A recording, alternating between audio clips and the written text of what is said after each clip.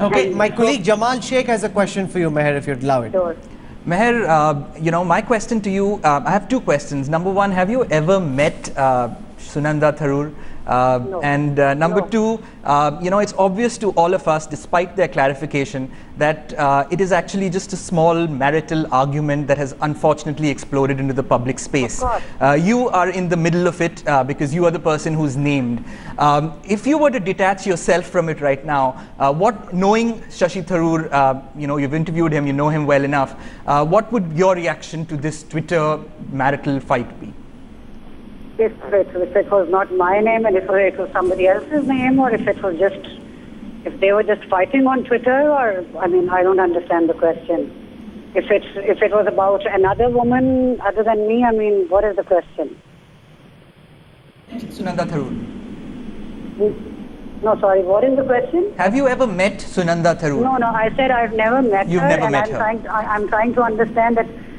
I don't think they would be fighting on Twitter, but the problem is if you bring anything out in the public, something that is very personal, because somebody just asked her on NDTV, I think somebody sent me a link and somebody asked her, why did you do this? Didn't you realize this would not be good for your husband? And she said she was trying to keep me away from him because I would end up jeopardizing his election prospects or something. And that is something that actually made me laugh. How am I going to be doing that all the way from Pakistan? If I'm stalking him, how am I going to affect his election prospects in Kerala? I really want to ask her that. What about these BBMs that Sunanda Tharoor has put out on Twitter? She says these are your messages to Shahsi Tharoor. Is that correct? No, but she has said in the interview that I just heard that her account was hacked and she never sent those tweets.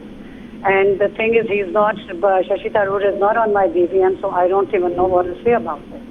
So you're saying that none of these whether it's BBM or not, did you send any of these SMSs to Shahsi Tharoor, Mehr?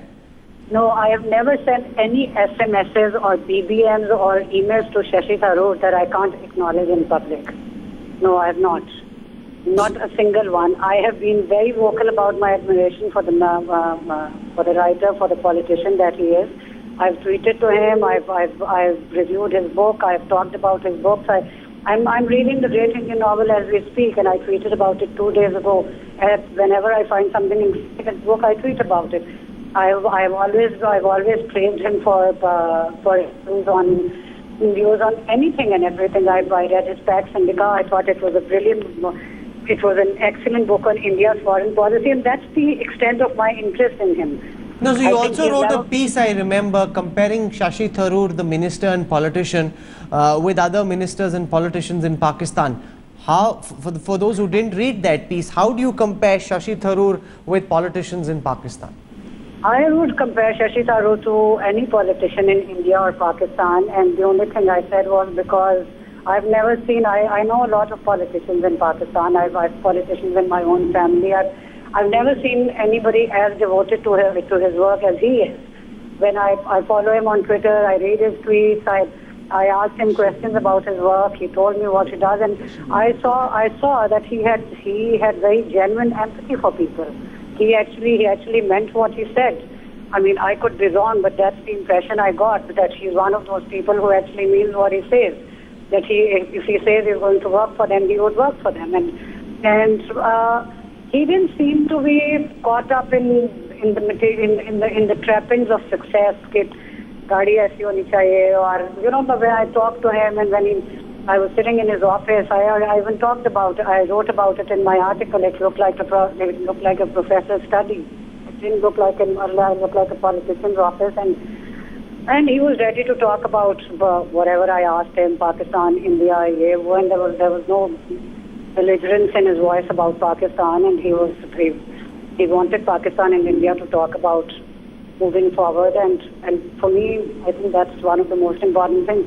That is my main interest in India. I'm one of those people who would want to see the narrative to change. I want things to become better. I want us to visit one another, not one another meaning me and him, Indians and Pakistanis. I want you to be able to come to Pakistan easily.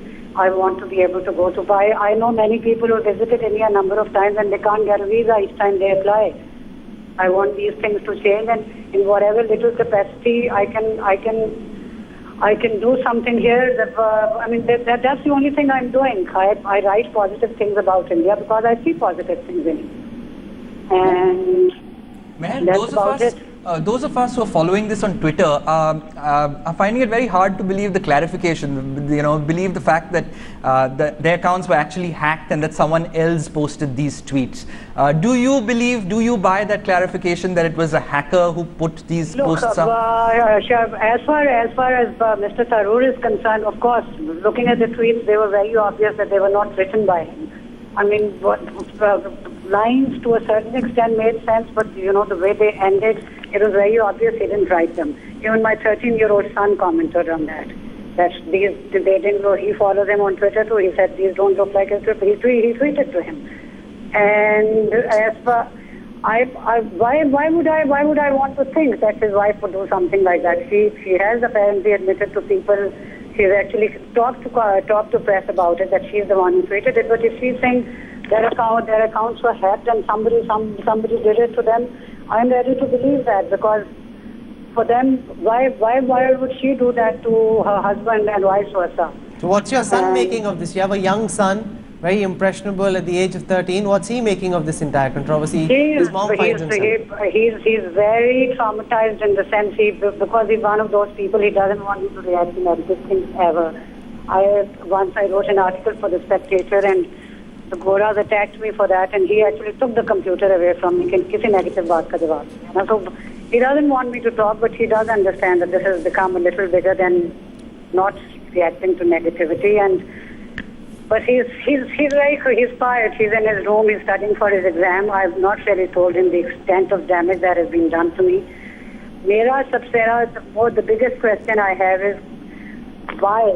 Why would any anchor accept this rationale when she says that I'm an ISI agent? Why hasn't anybody questioned her that what have I done? Number one, how would she recognize an ISI agent? True, absolutely. What training does she have to know what an ISI agent looks like? I mean, do you know what I don't know what an ISI agent looks like. Do you? Do you know what a raw agent looks like?